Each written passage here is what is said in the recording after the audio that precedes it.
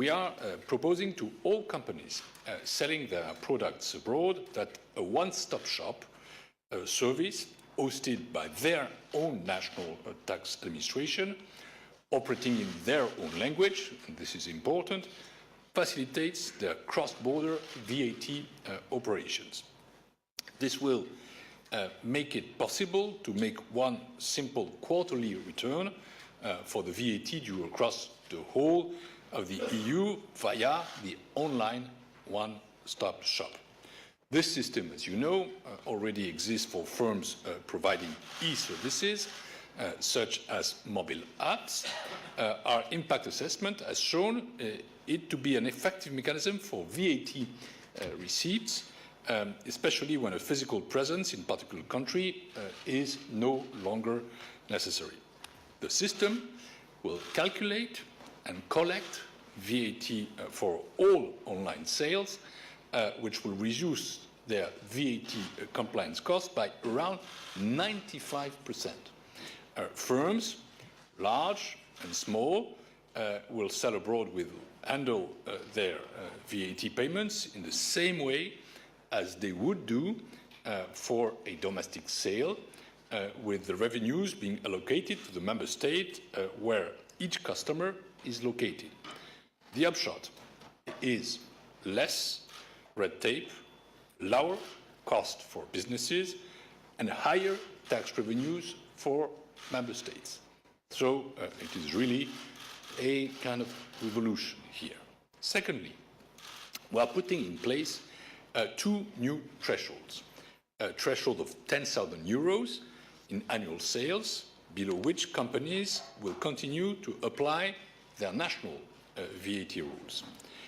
And a second threshold of 100,000 euros in annual sales, below which companies will benefit from simplified procedures, specifically one document to prove where the customers are located, and this will be enough to comply with its VAT obligations.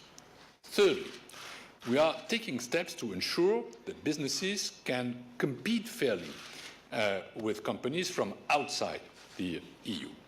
At the moment, companies based outside the EU can export small goods, those valued at least less than 22 euros, directly to customers inside the Union without paying a VAT. And this allows them to sell at cost which EU firms simply cannot compete with. And there is a bias there, which is not understandable anymore.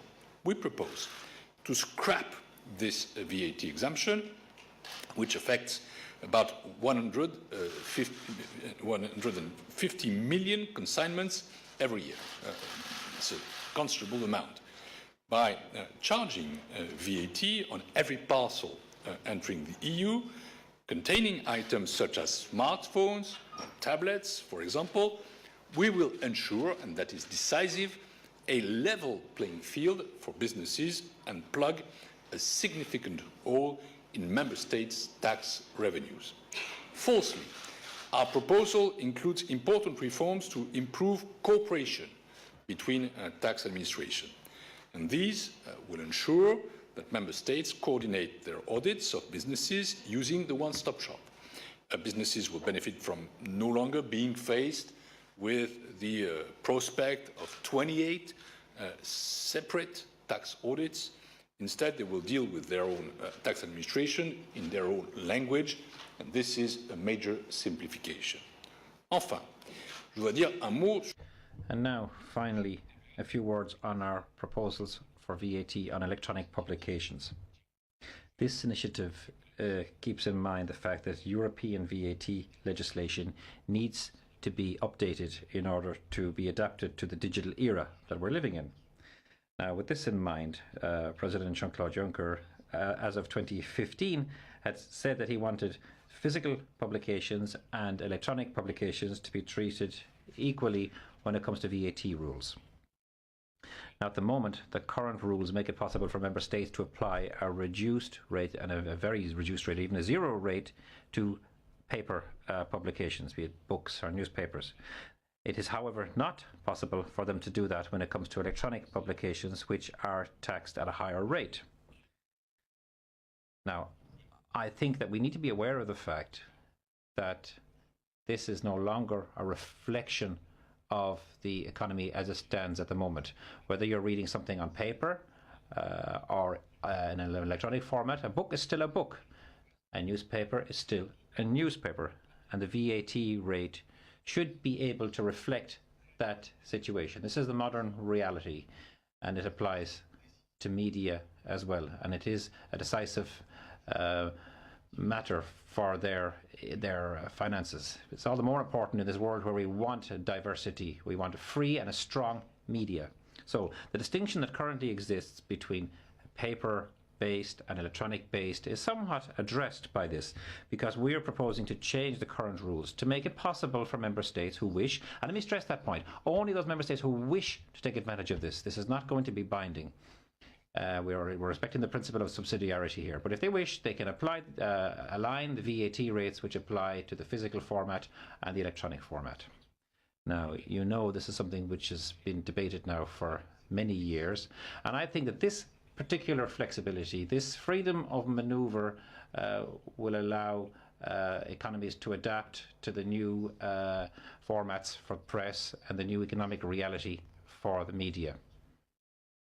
Because we need free media as well, but we also need intellectual creativity, and therefore books are also a crucial part in all this. So this is a significant step because it now provides member states with greater latitude when it comes to setting their VAT rates. I know that this is something that's been waited for. Many people doubted, were saying, when will the Commission finally get around to this? Well, the Commission is doing it today. We're doing it quickly.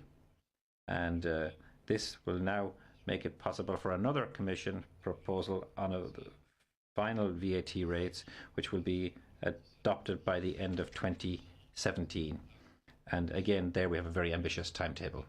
So I'll wrap up now by saying that we have listened to what the citizens had to say, we've listened to the businesses, and we've listened to the member states. And I'm convinced that today's proposal is good for all three. It's good for the consumer, it's good for the producer, and it's also good for the public finances. Today, Europe's complex VAT rules are a major barrier that businesses face when trading online. They are a major headache for traders keen to sell across borders. Today, traders pay about 8,000 euros to comply with the VAT rules of every EU country where they operate. This stifles e-commerce, especially for startups and small businesses.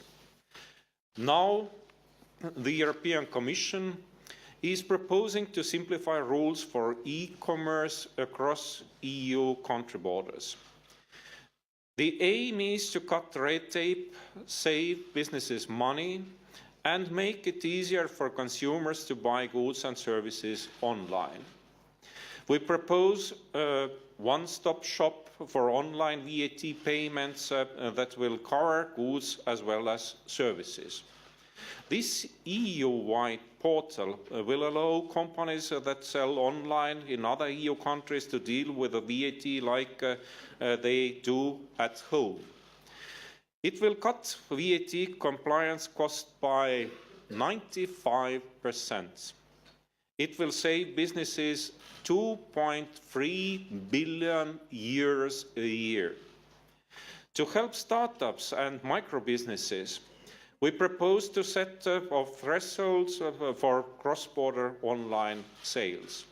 For example, online companies selling into other EU countries up to a limit of 10,000 euros will be able to apply their own domestic VAT rules. That means dealing with only one national tax authority. We are also clamping down on VAT fraud from outside the European Union.